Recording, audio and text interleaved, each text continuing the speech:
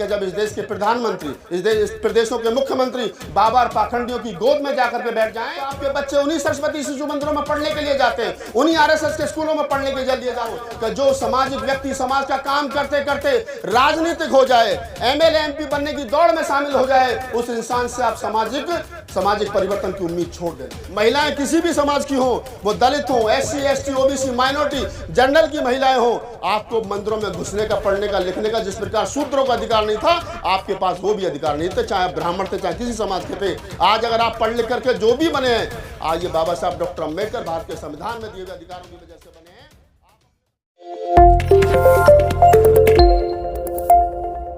संविधान दिवस के उपलक्ष्य में यहाँ पर इकट्ठा हुए हैं और मुझसे पूर्व के वक्ताओं ने जो बातें संविधान को लेकर के, सोशल मूवमेंट को लेकर के, राजनीति को लेकर के जो बातें कही, मैं समझता हूं कि वो तमाम बातें बहुत महत्वपूर्ण थीं और वो तमाम बातें आम जनमानस तक जानी चाहिए। लेकिन मेरा अपना ऐसा मानना है, चूंकि मैं राजनीतिक व्यक्ति नहीं हूं तो मैं राजनीतिक चर्चा नहीं करता। मैं सोशल मूवमेंट का व्यक्ति हूं, पत्रकारिता करता हूं, साहित्यकारिता करता हूं, लिखता हूं, पढ़ता हूं, कविता लिखता हूं, गीत लिखता हूं। तो मेरी जिम्मेदारी बनती है कि इस बात से, पत्रकारिता के माध्यम से, कविता और गीत के माध्यम से, लेख और ब्लॉग के माध्यम से फूले अम्बेडकरी विचारधारा को आगे बढ़ाया जाए और आम जनमानस तक सरल और आसान भाषा में बाबा साहब डॉक्टर अम्बेडकर और फूले के विचार को पहुंचाना मेरी जिम्मेदारी में आता है। बहुत सारी बातें कही और सुनी जाएंगी इस मंच से। मेरे बाद में हमारे बड़े भाई प्रोफेसर रतन लाल जी, जो दिल्ली यूनिवर्सिटी के हिंदू कॉलेज में हिस्ट्री के प्रोफेसर हैं, आप उनको उनके चैनल पर अम्बेडकर नामा पर पूरा मुल्क और मुल्क के बाहर के लोग सुनते हैं। मेरा अपना यूट्यूब चैनल बोल 85, जिस पर आप लोग मुझे सुनते हैं। बहुत सारे वीडियो आपको भिन्न भिन्न विषयों पर वहाँ मिल जाएंगे, लेकिन यहाँ व्यक्तिगत रूप से मैं हूँ, तो मेरी इच्छा है कि आपसे मैं कुछ गुफ्तगू करूँ, कुछ लाइव बातचीत की जाए, जिससे कि आप लोगों को भी लगे कि राहुल नागपाल या रतन लाल या और अन्य साथी रजत जी कंसल यहाँ पहुँचे थे तो उन्होंने कुछ ऐसी बातें बताई जो हमसे पहले किसी ने आपको नहीं बताई थी। दोस्तों, संविधान पर आखिरकार 75 साल के 74 साल के बाद में ओपन स्पेस में बात करने की जरूरत क्यों पड़ रही है? आखिर क्या कारण है? संविधान को किन लोगों से खतरा है? आज संविधान को बचाए रखने की क्यों बात हो रही है? मैं समझता हूं कि जिस दौर में प्रधानमंत्री आवास से चंद कदमों की दूरी पर, संसद भवन से चंद कदमों की दूरी पर संविधान को जला दिया जाता हो, संविधान को जलाने वाले लोग बाबा साहब डॉक्टर अम्बेडकर मुर्दाबाद के नारे लगाते हो, आरक्षण मुर्दाबाद के नारे लगाते हो, उस दौर में अम्बेडकर वादियों की जिम्मेदारी बनती है कि वो खुले में आए और बाबा साहब अमर रहे, बाबा साहब की विचारधारा अमर रहे, संविधान में हमारे अधिकार जिंदा रहें। इस बात को ओपन स्पेस में आकर के कहनी पड़ेगी, आपकी और सबकी जिम्मेदारी में आता है। भारतीय संविधान से जो भी कुछ मिला, जिन हालातों में बाबा साहब डॉक्टर अम्बेडकर ने विपरीत परिस्थितियों में लड़ते हुए, तमाम मनुवादी सिस्टम से लड़ते हुए, तमाम उन लोगों से लड़ते हुए जो उस समय ये कहते थे कि डॉक्टर अम्बेडकर को लोकसभा में और संविधान सभा में आने के लिए दरवाजे तो छोड़िए खिड़की भी बंद कर दी गई है, उस दौर में बाबा साहब डॉक्टर अम्बेडकर ने उन तमाम मनुवादी लोगों से लड़ते हुए उस संविधान सभा में आए, उस संविधान सभा की प्रारूप समिति के अध्यक्ष बने और एक एक आर्टिकल को इस देश के एससी एसटी ओबीसी ही नहीं बल्कि संपूर्ण समाज के हक अधिकार को ध्यान में रख करके समता, मैत्री, करुणा, भाईचारे पर आधारित एक ऐसा संविधान आपको दिया कि आज आप 75 साल के बाद में दिन दूनी और रात चौगुनी तरक्की कर रहे हैं। अगर ये देश घोड़ा बग्गी से, अगर ये देश पैदल चलने से हवाई जहाज तक का सफर तय किया तो ये संविधान की बदौलत किया। अगर इस देश का एक बड़ा समाज जिसके पास रहने के लिए घर नहीं था, जिसके पास खाने के लिए अच्छे भोजन नहीं थे, जिसके पास पहनने के लिए अच्छे कपड़े नहीं थे, जिसके बच्चों को पढ़ने के लिए अच्छी शिक्षा और अच्छे संस्थान नहीं थे, आज अगर वो समाज अच्छा सूटेड बूटेड है, अच्छी गाड़ियों में घूमता है, अच्छे बंगलों में रहता है, दिल्ली यूनिवर्सिटी जैसे संस्थानों में प्रोफेसर रतन लाल जैसे, रीतू जैसे, लक्ष्मण यादव जैसे और आज टीवी चैनलों पर राहुल नागपाल जैसे लोग काम कर रहे हैं, तो ये संविधान की वजह से कर रहे हैं, इस संविधान से जो हमें राइट्स मिले हैं। लेकिन दुख होता है कि जब हमारे ही सामने जो हमारे पुरखे बाबा साहब डॉक्टर अम्बेडकर ने जो अधिकार लड़ने के बाद में, तमाम विपरीत परिस्थितिों में लड़ने के बाद में हमको दिए, आज वो अधिकार हमारे सामने छीने जा रहे हैं। और हम लोग सब कुछ होने के बाद, बाबा साहब ने कहा था कि जिस दिन 100-200 क्या नाम इंजीनियर, डॉक्टर, प्रोफेसर मेरे समाज में हो जाएंगे, उस दिन मेरे समाज के दुख दर्द की लड़ाई लड़नी आसान हो जाएगी। लेकिन दुख होता है कि आज हजारों डॉक्टर, इंजीनियर, प्रोफेसर, जज, कलेक्टर, वकील हैं, सौ सैकड़ों की संख्या में सोशल एक्टिविस्ट हैं, लेकिन फिर भी संविधान में दिए हुए अधिकारों को नहीं बचाया जा रहा है, जिसके कारण आज कहीं ना कहीं ये महसूस हो रहा है कि आज मैं पिछले दिनों रेवाड़ी में था तो आज यहाँ हूँ, कल कहीं हूँगा। ठीक उसी प्रकार रतनलाल जी और तमाम हमारे साथी मुल्क भर में जा रहे हैं और संविधान के प्रति लोगों को जागरूक कर रहे हैं। क्यों? क्योंकि ये संविधान में दिए गए जो आपके अधिकार हैं, अगर ये छिन गए आपसे तो फिर वो दिन दूर नहीं है। ना तो इस देश के अंदर चुनाव होगा, ना आपको वोटों का अधिकार होगा, और वो दिन भी दूर नहीं है कि जब आपके गले में हांडी और पीछे झाड़ू होगी, क्योंकि मनुवादी सिस्टम के लोग यही चाहते हैं। उनको मालूम है, वो जानते हैं, आज से 50 साल पहले, 100 साल पहले, 70 साल पहले, 60 साल पहले, जब देश का संविधान देश में लागू नहीं हुआ था, जब मनुस्मृति और कुछ चंद धर्म ग्रंथों से इस देश को चलाने की कोशिश की जाती थी, उस समय पर हमारा आदमी उनके खेतों में मजदूरी करता था, उनके एक लोटा छाछ और एक गुड़ की डली और 2 रोटियों पर पूरे दिन काम करता था। आज उसका बेटा पढ़ लिख करके दिल्ली यूनिवर्सिटी में प्रोफेसर बन गया, इंजीनियर बन गया, डॉक्टर बन गया, अधिकारी बन गया, विधायक बन गया, MP बन गया, सांसद बन गया, मुख्यमंत्री बन गया, राष्ट्रपति बन गया। इस संविधान की वजह से बन गया। और जब वो बन गया और जब वो 50 लाख की गाड़ी में चलता है और उसके पीछे कोई मनुवादी 4000 10,000 के टूटे से स्कूटर पर जाता है और वो गाड़ी पर लिखा देखता है, गर्व से कहो जय भीम नमो बुद्धाय सत साहेब, तो उसके पेट का पानी हिलता है। वो 100 गाली तुम्हें देता है, 50 गाली अम्बेडकर को देता है, 100 गाली संविधान को देता है, जिस संविधान की वजह से उसके घर में, उसके खेतों में उसकी मजदूरी करने वाले का पोता, उसका बेटा पढ़ लिख करके अफसर हो गया और 50 लाख की गाड़ी में चल रहे हैं और वो 10,000 की मोटरसाइकिल पर चल रहा है। इसलिए उसको संविधान चुभता है, इसलिए वो संविधान को बदलने की बात करते हैं, इसलिए वो कहते हैं कि संविधान बदल देना चाहिए। प्रधानमंत्री की वित्त समिति के चेयरमैन, सलाहकार समिति के अध्यक्ष विवेक दोबराई ये कहें कि संविधान बदल देना चाहिए, वो आदमी जो पूरे दिन प्रधानमंत्री और तमाम सचिवों के साथ में बातचीत करता है, रहता है, और उस पर प्रधानमंत्री या प्रधानमंत्री के कार्यालय से कोई जवाब नहीं आता हो, तो ये मान लिया जाए कि ये जो जवाब है, विवेक देवराय की जो स्टेटमेंट है, ये विवेक देवराय की स्टेटमेंट नहीं है, ये प्रधानमंत्री के बयान के इशारे पर दिया गया उनका बयान है।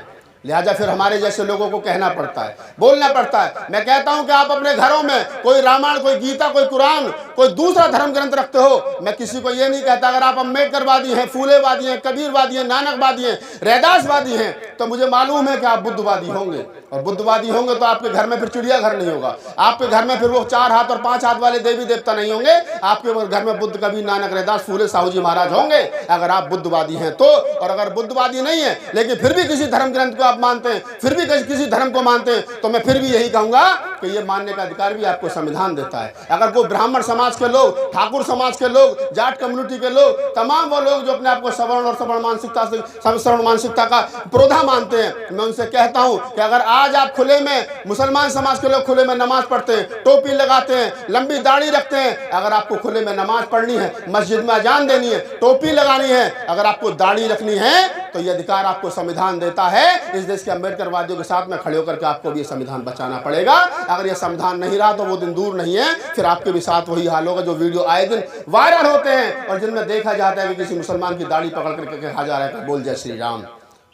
तो ये नहीं होना चाहिए देश के अंदर। मैं कहता हूं तमाम लोगों से, आप गीता रखते हो रखिए, आप कुरान रखते हो रखिए, आप हदीस रखते हो रखिए, आप कोई अन्य धर्म ग्रंथ अपने घर में रखते हो रखिए, लेकिन भारत का संविधान भी रखिए। अपने बच्चों को पढ़ाइए, अपने बच्चों को बताइए कि भारत के संविधान का एक आर्टिकल आपके अधिकारों की कैसे रक्षा करता है। आर्टिकल 51 कहता है कि स्टेट की जिम्मेदारी है वो देश के अंदर से अंधविश्वास को कम करे, अंधविश्वास को हटाए और आने वाली पीढ़ियों में वैज्ञानिक सोच डेवलप करे। लेकिन दुख के साथ कहना पड़ता है कि जब इस देश के प्रधानमंत्री, इस प्रदेशों के मुख्यमंत्री बाबा पाखंडियों की गोद में जाकर के बैठ जाएं और वो वहां बैठ करके कहें उसे वोट मंगवाएं, और इसी हरियाणा के अंदर राम रहीम जैसे लोगों को चुनाव से ठीक पहले पैरोल मिल जाती हो ताकि उन्हें सरकार बनाई जाती है, तो ये संविधान के खिलाफ काम हो रहा है। मुख्यमंत्री और प्रधानमंत्री की जिम्मेदारी ये नहीं है कि वो पाखंडियों के जाकर के सर झुकाए। संविधान ये कहता है कि उनकी जिम्मेदारी ये है, आर्टिकल 51 ये कहता है कि आपको चाहिए कि आप आने वाली जनरेशन में, आने वाले युवाओं में वैज्ञानिक सोच डेवलप करें। उनको एक एक आर्टिकल खटकता है। क्यों खटकता है? आर्टिकल 14 का समानता का, बंधुता का अधिकार देता है, आर्टिकल 15 देता है, आर्टिकल 338 है, 338, 339, 340 आपके जो राइट्स हैं उनकी बात करता है, एससी एसटी के अधिकारों की बात करता है, ओबीसी की बात करता है, ओबीसी के आरक्षण की बात करता है, तो इनको खटकता है। वो संविधान को कमजोर करके आपके अधिकारों को आपसे छीन लेना चाहते हैं। तो मैं तमाम लोगों से यही कहता हूं कि आप अपने घरों में धर्म ग्रंथ की किताब पढ़ते हो, बच्चों को कहते हो ये पढ़िए, मंदिर जाइए, मस्जिद जाइए, गुरुद्वारे जाइए, लेकिन उससे ये भी कहिए कि आप सुबह शाम 1 घंटा आधा घंटा ये भारत का संविधान पढ़िए, ताकि आपको ये मालूम चल सके कि इस देश के अंदर रहने के आपके अधिकार क्या हैं, इस देश में आपके स्ट्रगल करने के आपके जो फंडामेंटल राइट्स हैं वो क्या हैं। और जब आपको ये पता चल जाएगा तो मेरी गारंटी है आप इन मनुवादी लोगों की आंख में आंख मिला करके ये जरूर कहोगे कि ये हमारे अधिकार हैं, और अगर हमारे अधिकारों को खत्म करने और छीनने की कोशिश की गई तो हम तुम्हारी ईंट से ईंट बजा देंगे।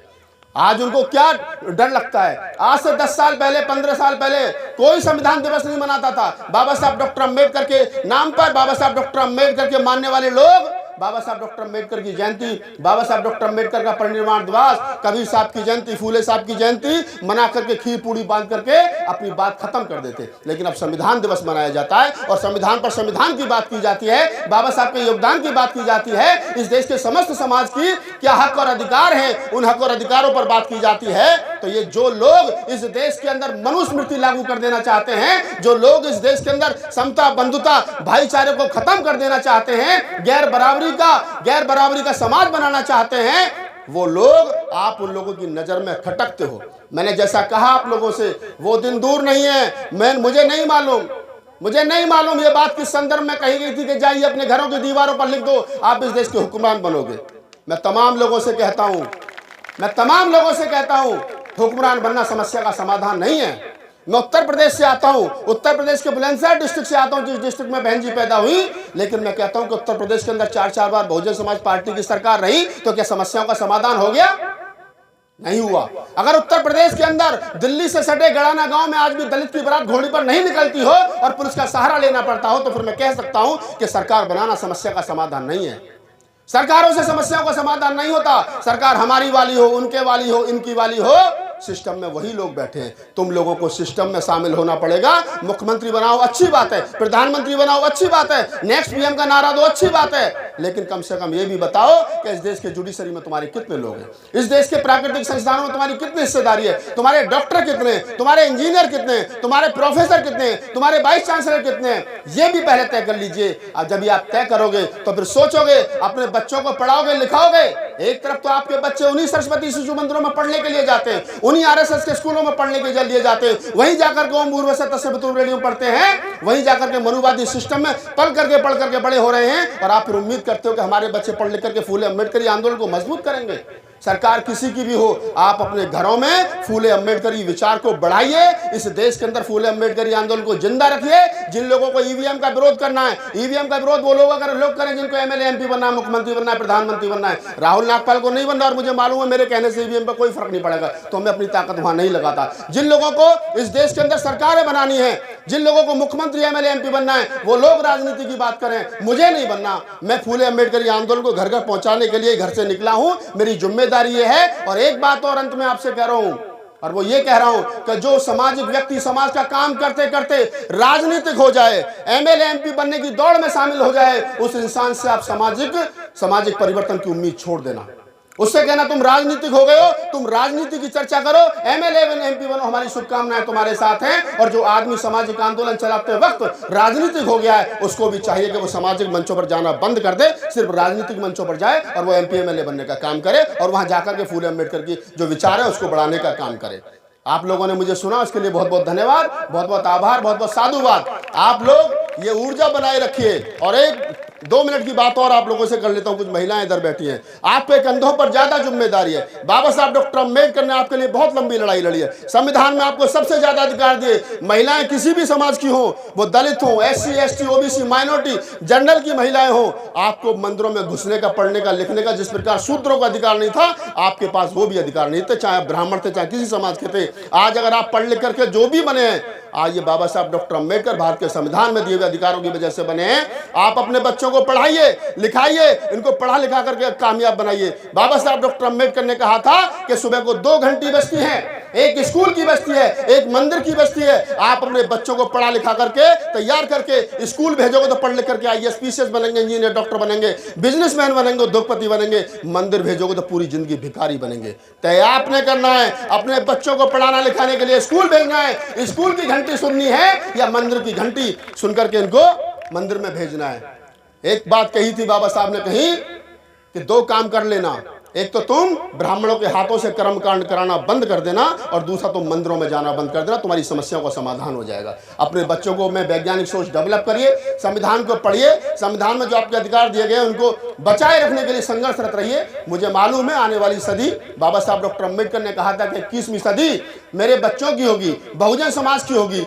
मुझे नहीं मालूम कितनी हुई है कितनी नहीं हुई है, लेकिन मैं इतना जरूर कह सकता हूं कि कुछ ना कुछ तो चमत्कार हुआ है। इसी 21वीं सदी में अगर टीना डाबी टॉप कर देती है, इसी 21वीं सदी में तो भारत के दुनिया के टॉप ब्लॉगर्स में शिवानी कुमारी का नाम होता है। इसी 21वीं सदी में अगर बिग बॉस में जाकर के हमारे बच्चे नाम रोशन कर रहे हैं, टीवी चैनलों पर जाकर के हमारे बच्चे डांस प्रतियोगिता है, गायन प्रतियोगिता हो, उनमें जाकर के बराबरी की टक्कर दे रहे हैं। इसी 21वीं सदी में अगर हॉकी की भारतीय महिला हॉकी में वंदना कटारिया जाकर के हैट्रिक मार देती है ओलंपिक में, तो मुझे लगता है कि 21वीं सदी तुम्हारी है। बस सही तरीके से इस्तेमाल करिए, समाज के बीच में जाकर के नेगेटिव बात मत करिए, पॉजिटिव बात करिए। हमने क्या पाया उसको बचाए रखना है, जो हमारे पुरखे हमको देकर के गए संविधान के रूप में, हमें उसको बचाए रखना है। और ज्यादा से ज्यादा अपने बच्चों को वैज्ञानिक सोच डेवलप करनी है, धर्म ग्रंथों से बच्चों को दूर रखिए। पढ़ना है तो बुद्ध उनका दम पढ़िए, कबीर पढ़िए, नानक पढ़िए, रैदास पढ़िए, फूले पढ़िए, साहू जी महाराज पढ़िए। जब आप पढ़ेंगे तो फिर आप बढ़ेंगे, और बढ़ेंगे तो फिर आप लड़ेंगे। धन्यवाद, जय भीम, शुक्रिया।